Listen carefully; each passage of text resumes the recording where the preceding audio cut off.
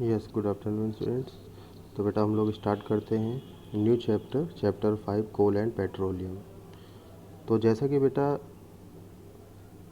हम लोगों ने इससे पहले मेटल्स और नॉन मेटल्स की बात कर ली थी, और उसी से रिलेटेड टॉपिक है कोल एंड पेट्रोलियम। ठीक है, तो कोल एंड पेट्रोलियम में हम लोग क्या डिस्कस करेंगे कि जो आपका कोल है, जैसे कि हम लोग ने नॉन मेटल में पढ़ा हुआ था, ठीक है, कोल के बारे में। तो कोल एंड पेट्रोलियम, तो भाई इनका हमारे लाइफ में क्या यूजेज हैं, इनका जो प्रोडक्शन होता है वो किस तरह से होता है, नेचुरल कौन से मटेरियल्स हैं, मैन मेड कौन से मटेरियल्स हैं, ठीक है, और इनका नेचुरल रिसोर्स हैं, भाई किस तरह के नेचुरल रिसोर्स हैं, ये सारी चीज़ों पे हम लोग बात करेंगे। कोल पे हम लोग ब्रीफली डिस्कशन करेंगे, पेट्रोलियम प्रोडक्ट्स भी जितने आपके हैं, ठीक है, उन पे हम लोग ब्रीफली डिस्कस करेंगे, ठीक है, और रिफाइनिंग ऑफ पेट्रोलियम पे बात करेंगे, जो आपकी कोल तार है, कोक है, कोल गैस, ठीक है, इस पे भी हम लोग जो है डिस्कस करेंगे। उसके बाद सबसे लास्ट टॉपिक जो है आपका वो है नेचुरल गैस, ठीक है, और ये नेचुरल गैस जो लास्ट टॉपिक है, इसी के बाद से ही हम लोग लगभग इस पूरे चैप्टर को कंप्लीट कर लेंगे। तो जितने भी आपके पेट्रोलियम प्रोडक्ट्स हैं, like petrol, kerosene, diesel, lubricant oil, paraffin wax and bitumen, ठीक है, इन सब की हम लोग बात करेंगे और जानेंगे कि बेटा आखिर ये क्या चीज़ें हैं और इनका यूज़ कहाँ कहाँ, ठीक है, हमारी डेली लाइफ में होता है। ठीक है, तो चलिए हम लोग स्टार्ट करते हैं। तो स्टार्ट करते हैं coal and petroleum. We use various materials for our basic needs, some of them are found in nature and some have been made by human efforts. ठीक है, जो भी बेटा वेरियस मटेरियल्स हैं, ठीक है, हमारी अर्थ में, ठीक है, हमारी लाइफ में जो एक बेसिक नीड है उनकी, आखिर कौन कौन से ऐसे नेचुरल मटेरियल्स हैं, ठीक है, तो इनमें से कुछ नेचुरल भी हैं, कुछ मैन मेड भी हैं। तो हम लोग कुछ बात करेंगे नेचुरल और मैन मेड की, ठीक है। अब जैसे कि हम लोग बात करें नेचुरल, तो आपका जैसे कोल है, तो कोल जो है बेटा वो एक नेचुरल मटेरियल है, ठीक है ना भाई। हम ये मैन मेड नहीं है, कोई मैन ने से फॉर्म नहीं किया है, ठीक है, अर्थ क्रस्ट से जो है इसको निकाला जा रहा है। और भी जितने बहुत टाइप के मिनरल्स वगैरह हैं, जैसे आयरन हो गया, जिंक हो गया, कॉपर हो गया, ठीक है, तो ये भी जितनी सारी चीज़ें हैं ये सब बेटा हमारे अर्थ से डेवलप की जा रही हैं, ठीक है। जो इन एक लॉन्ग टाइम में जो इनका फॉर्मेशन होता है, तो हम लोग सब आगे डिस्कस करेंगे। तो इस तरह के बहुत सारे मटेरियल्स होते हैं, कुछ नेचुरल और कुछ मैन मेड। तो जैसे जो नेचुरल है आपको वो नेचुरल लिख देने हैं, ठीक है, और जो मैन मेड है वो मैन मेड लिख देने हैं। और नेचुरल में आपके बहुत सारे हैं, आ जाएंगे, कोल आ जाएगा, पेट्रोल में कैरोसिन, डीजल, ये सारे आ जाएंगे, एयर आ जाएगा, वाटर आ जाएगा, भाई ये सब नेचुरली है, ठीक है ना। और इस तरह से, और मैन मेड में भी आप लोग जो भी आपके घरों में यूज़ होते हैं वो मैन मेड में लिख सकते हैं, ठीक है। और मैन मेड में आपका कुछ भी आ सकता है, ठीक है, डेली लाइफ में जो भी आप यूज़ करते हो, ठीक है, उसमें कुछ भी आ जाएगा। उसमें प्लास्टिक भी आ जाएगा, वुड भी आ जाएगा, जो भी फर्नीचर वगैरह कुछ भी है, जो चीज़ें हैं वो सब आ जाएंगी, ठीक है। तो हम लोग स्टार्ट करते हैं। Does list the indicate air, water, soil and minerals, since all this are obtained from nature they are called natural resource. अगर आपसे पूछा जाए कि नेचुरल रिसोर्स क्या है, तो बेटा वो रिसोर्स जो हमें नेचर से मिले वो होते हैं नेचुरल रिसोर्स, ठीक है, जैसे एयर, वाटर, सॉइल, ठीक है, ओके। उसके बाद हम लोग बात करते हैं बेटा, in the light of availability of various resource in nature, nature resource can be broadly classified into two points. अगर देखा जाए बेटा तो ये रिसोर्स हैं, ये भी टू टाइप्स हैं। जैसे नेचुरल रिसोर्स की हम लोग बात करें तो बिल्कुल नेचर से जो मिले वो नेचुरल रिसोर्स हैं, और इनके भी दो टाइप हैं। फर्स्ट है इन एग्जॉस्टिबल नेचुरल रिसोर्स और सेकंड है एग्जॉस्टिबल नेचुरल रिसोर्स। तो अगर फर्स्ट पे हम लोग बात करते हैं इन एग्जॉस्टिबल नेचुरल रिसोर्स, तो what is in exhaustible natural resource? These resources are present in unlimited quantity in nature and are not likely to be exhausted by human activity। अगर हम लोग बेटा बात करें कि वो रिसोर्स, ठीक है, जिनकी क्वांटिटी हमारे अर्थ में अनलिमिटेड हो, बहुत ज़्यादा हो, और वो जल्दी डिस्ट्रॉय ना हो, ठीक है, उसे ही हम लोग बोल देते हैं इन एग्जॉस्टिबल नेचुरल रिसोर्स। जैसे कि हम लोग बात करें सनलाइट और एयर की, अब इनको आप कितना भी यूज़ करो, ये हमारी अर्थ से जल्दी ख़त्म नहीं होने वाले, ठीक है, अनलिमिटेड अमाउंट में। तो इस तरह के रिसोर्स को हम लोग इनएग्जॉस्टिबल नेचुरल रिसोर्स बोलेंगे, ठीक है, जो अनलिमिटेड क्वांटिटी में हमारे नेचर में, हमारे अर्थ में प्रेजेंस है, ठीक है। अच्छा, अब हम लोग बात करते हैं एग्जॉस्टिबल। अब एग्जॉस्टिबल नेचुरल रिसोर्स कौन से होते हैं? जस्ट इसी का अपोजिट कर दो, जो यूज़ करने पे लगातार धीरे धीरे क्या होते जाए, खत्म होते जाए, कम होते जाए। The amount of this resource in nature is limited, they can be exhaust by human activity, ठीक है।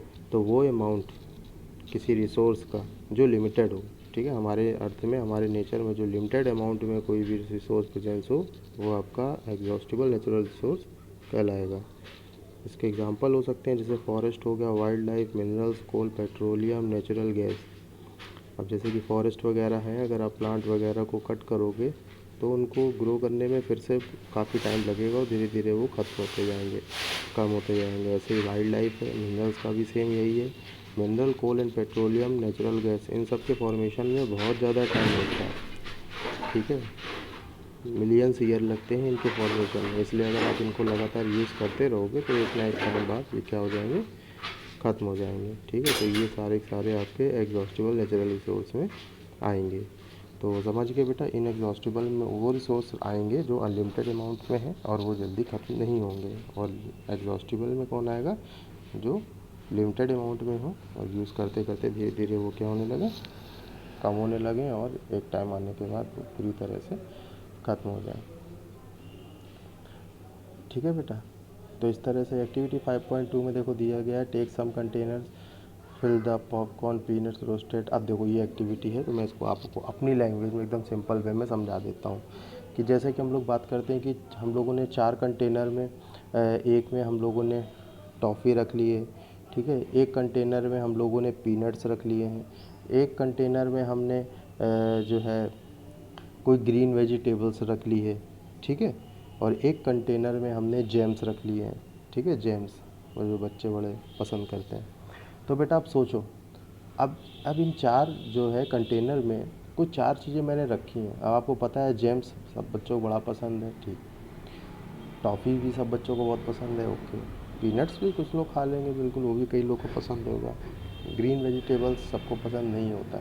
तो अब ये 4 कंटेनर मैंने रख दिए, 50 बच्चों का एक मैंने ग्रुप बना दिया, 50 स्टूडेंट्स का, और अब मैंने कहा कि लाइन से इनको एक एक करके भेजा कि जाओ, 4 बीकर हैं, 4 कंटेनर हैं, चारों कंटेनर में 4 बच्चे जाओ और अपनी पसंद की कोई एक चीज़ छांट लो, ठीक है। अब बच्चे जाएंगे, अब आप बताओ कि सबसे जल्दी क्या ख़त्म होगा, कौन सा कंटेनर का अमाउंट ख़त्म होगा जिसमें जेम्स है, क्योंकि मेरे हिसाब से ज़्यादातर बच्चों को जेम्स पसंद है, जल्दी ख़त्म हो गया। उसके बाद फिर टॉफ़ी वाला कंटेनर ख़त्म हो जाएगा, उसके बाद पीनट्स वाला कंटेनर ख़त्म हो जाएगा, ठीक है, और सबसे बाद में क्या बचेगा, ग्रीन वेजिटेबल्स।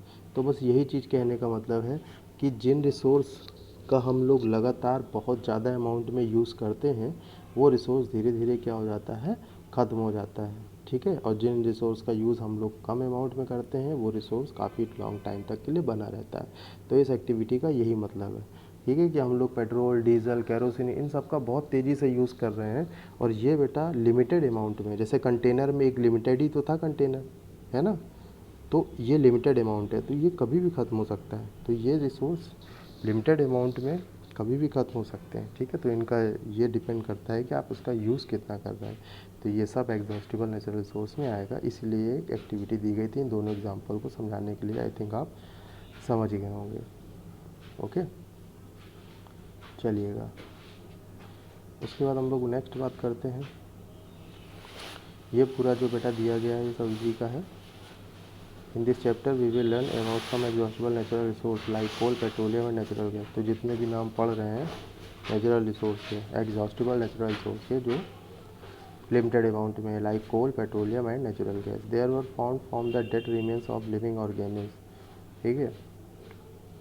ये किससे डेवलप हुए हैं बेटा, आपने बहुत नाम सुना होगा फॉसिल फ्यूल का। तो फॉसिल फ्यूल कैसे डेवलप होता है, तो जो भी डेड एंड डिकेइंग मटेरियल है वो आपके अर्थ में डीप एंड डीप आपके प्रेजेंस होते हैं, और वहाँ पे कुछ जो है चेंजमेंट होते हैं, ठीक है, टेम्परेचर वहाँ पे इंक्रीज़ होता है, प्रेशर इंक्रीज़ होता है, और इस तरह से वहाँ पे आपके इन पेट्रोलियम्स का जो है फॉर्मेशन हो जाता है।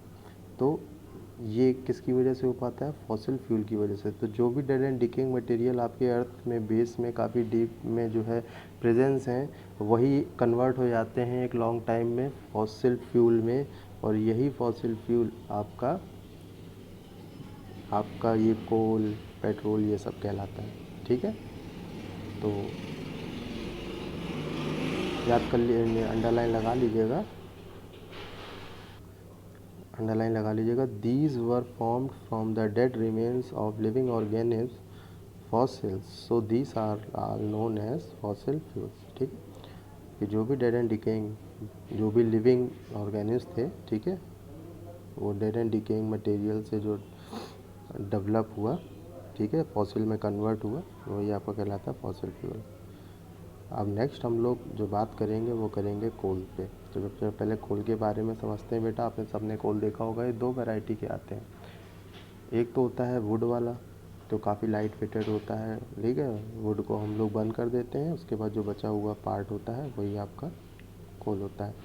और एक होता है स्टोन का, ठीक है, हाँ, जो स्टोन वगैरह जो जैसे खाने बनाने में जिनका यूज़ किया जाता है, काफ़ी हैवी होता है, भारी होता है, वो चीप कॉस्ट भी आता है। अगर आप मार्केट में पता करो तो जो वुड वाला कोल होता है वो कॉस्टली आता है, और जो स्टोन वाला होता है वो थोड़ा सा चीप कॉस्ट होता है।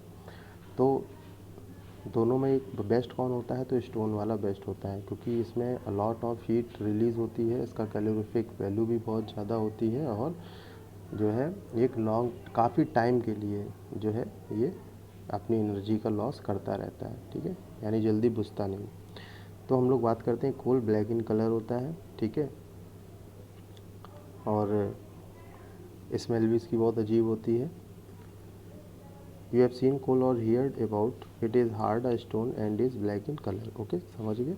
Coal is one of the fuels use to cook food earlier. आपको पता है कि काफ़ी टाइम से अगर हम लोग बात करें कि फूड के लिए कोल ही यूज़ हो रहा है।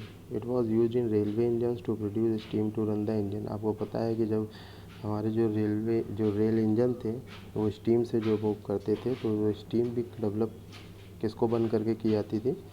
कोल को। It is also use the thermal power plant. Thermal power plant बेटा वो प्लांट है जहाँ पे आपकी इलेक्ट्रिसिटी डेवलप की जाती है। अब इसका भी एक पूरा प्रोसेस होता है। तो फिलहाल अभी तो आप बहुत छोटे हो, तो अभी फ़िलहाल इतना जान लो कि थर्मल पावर प्लांट में आपकी इलेक्ट्रिसिटी का प्रोडक्शन होता है। ठीक है, हाँ, वाटर के थ्रू। तो थर्मल पावर प्लांट में भी बेटा इसका यूज़ होता है। Coal is also use in fuel in various industries. और भी बहुत सारी इंडस्ट्रीज़ हैं, ठीक है, जहाँ पे बर्निंग वगैरह के लिए कोल का यूज़ किया जाता है। ठीक है, हाँ, तो थर्मल पावर प्लांट में बेटा वाटर को गर्म करते हैं ताकि उससे स्टीम निकल सके, और स्टीम से ही एक फ़ैन होता है, इसे टरबाइन बोलते हैं, वो मूव करता है और उसी से इलेक्ट्रिसिटी जनरेट होती है। तो इसमें कंफ्यूज होने वाली बात नहीं, वो सिंपल सी प्रोसेस है। ठीक है, तो फ़िलहाल बेटा ये आज के लिए इतना ही है। कल हम लोग स्टोरी ऑफ कोल ये बहुत अच्छे से ब्रीफली एक्सप्लेन करेंगे, डिस्कस करेंगे। तो फ़िलहाल आज के लिए इतना है, क्योंकि आज नया चैप्टर है, तो आप थोड़ा सा बेसिक से इसको अच्छे से ट्रीट करो, और कोई प्रॉब्लम हो तो मुझसे आस्क करो। और बेटा जो पिछले चैप्टर की जो एक्टिविटी थी, टोटल 5 है, 5 में से एक लास्ट वाली एक्टिविटी नहीं करनी है, क्योंकि वो एक्टिविटी आपकी वो जो है उसमें वो उनकी साइट्स दी गई है www, उसमें डाल के आप चेक कर सकते हैं। बाकी जो 4 एक्टिविटी हैं वो आपको करनी है, फर्स्ट, सेकंड, थर्ड, फोर्थ, ये चारों एक्टिविटी आपको अपनी एक्सरसाइज नोटबुक जिसमें क्वेश्चन आंसर करते हो उसमें ही करनी है। फर्स्ट एक्टिविटी आपको शायद मिली भी है, ठीक है, जो भी आपका वर्क है, ठीक है, तो ये आपको फर्स्ट, सेकंड, थर्ड, फोर्थ ये चारों एक्टिविटी करनी है।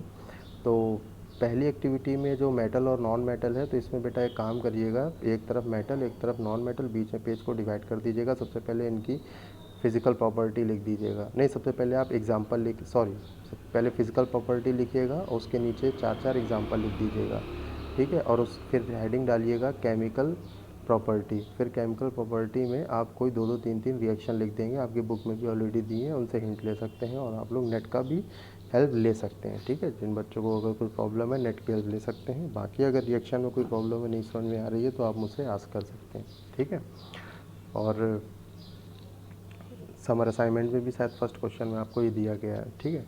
हाँ, और बाकी सेकंड थर्ड फोर्थ बेटा इनमें भी आपको नेट की हेल्प लेनी पड़ेगी, ठीक है। आप लोग नेट में इस एक क्वेश्चन को जो है अगर कोई प्रॉब्लम है तो डाल के आप इसको, ठीक है, देख सकते हो, समझ सकते हो। ओके, तो ये जितने भी first second third fourth question है आप इसमें नेट की हेल्प ले सकते हो, आई थिंक लेनी ही पड़ेगी। और बाकी इसको करिए, कोई प्रॉब्लम हो तो मुझसे आस्क कीजिए। ओके ओके, आज के लिए बस इतना ही। Have a nice day, thank you.